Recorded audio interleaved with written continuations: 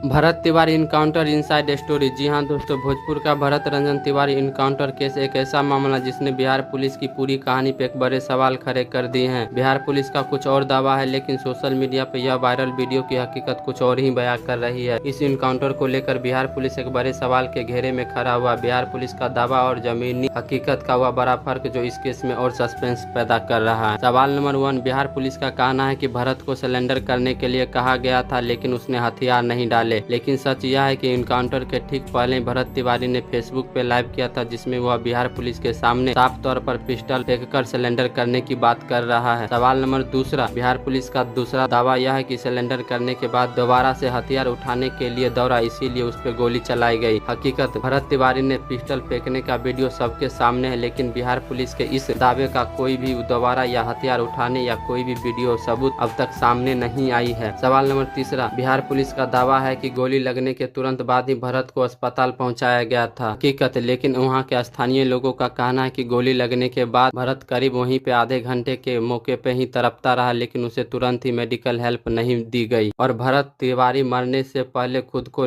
Facebook पे live आकर कहता है कि अगर इसके बाद लोगों कुछ छल या झूठ मूठ का कुछ ऐसा किया तो समाज और देश के लोग आप समझना, इसीलिए मैं हथियार डाल रहा हूँ। और यही वीडियो के बाद भरत तिवारी को गोलियों से भूंज दिया गया। आखिर क्यों? जब एक इंसान खुद को पुलिस के गाड़ी के सामने हथियार फेंक देता है तो देश का कानून कहता है कि उसे गिरफ्तार किया जाए, नहीं कि उसका इनकाउंटर किया जाए। इस पूरे मामले को लेकर आज देश के जनता और प्रशासन से मैं 5 सवाल पूछना चाहता हूँ। सवाल नंबर 1, क्या बिहार पुलिस इतनी सक्षम नहीं थी कि निहत्थे हो चुके आदमी को बिना गोली मारे काबू कर लेती? क्या इनकाउंटर करना ही आखिरी रास्ता होता है? सवाल नंबर दूसरा, जब भरत तिवारी पिस्टल फेंकने का वीडियो मौजूद है तो उसकी मां भी कह रही कि उसने सिलेंडर किया था, तो सिलेंडर करने के बाद उसे गोली क्यों मारी गई? सवाल नंबर 3, अगर बिहार पुलिस यह दावा सही है कि भरत उन पे गोलियां चलाई और पुलिस निर्दोष है, तो फिर बिहार पुलिस ने उन पुलिसकर्मियों को तुरंत सस्पेंड क्यों किया? क्या यह सस्पेंस उनके शक और गहरा नहीं कर देता है? सवाल नंबर 4, बिहार पुलिस का कहना है कि वह मेंटली मानसिक रूप से बीमार था, तो देश का कानून कहता है कि उसे अस्पताल पहुंचाया जाता है, नहीं कि सीधे उसकी मौत का घाट उतार दिया जाता है। और सवाल नंबर 5, जिस देश में बड़े से बड़े आतंक और नक्सलियों को सिलेंडर करने का पूरा मौका दिया जाता है, वहां पे इस लड़के को सिलेंडर करने के बावजूद भी जान क्यों गंवानी पड़ गई? और भरत तिवारी वही शख्स है जो गंगा कटाव प्रभावित गरीब परिवारों के हक और आवाज उठाता था। उसकी आवाज हमेशा के लिए खामोश हो गई है, लेकिन छोड़ गई है कई ऐसे सवाल जिसका जवाब बिहार सरकार और बिहार प्रशासन को देना होगा। आपका इस पे क्या राय है? कमेंट में जरूर बताइएगा और इस वीडियो को शेयर कर दीजिएगा।